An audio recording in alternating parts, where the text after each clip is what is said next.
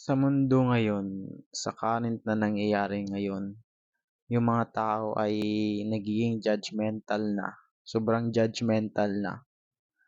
Kaya parang nahihirapan ka na gumalaw, kumilos kasi kapag nagkamali ka, i-judge ka nila. Hindi ko alam kung ano nang nangyayari sa mga tao ngayon kung bakit nagiging ganun na lang sila eh. Nagfi-feeling perfect sila.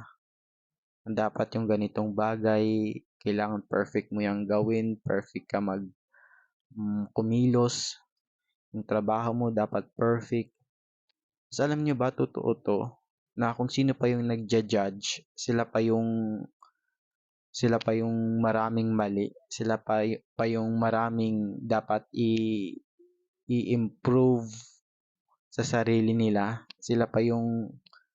um, sila pa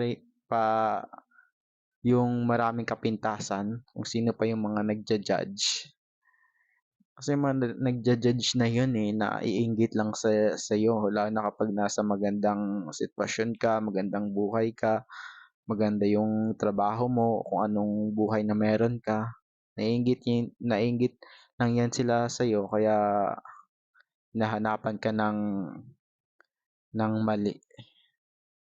Hayaan mo lang sila, basta ikaw always humble ka lang.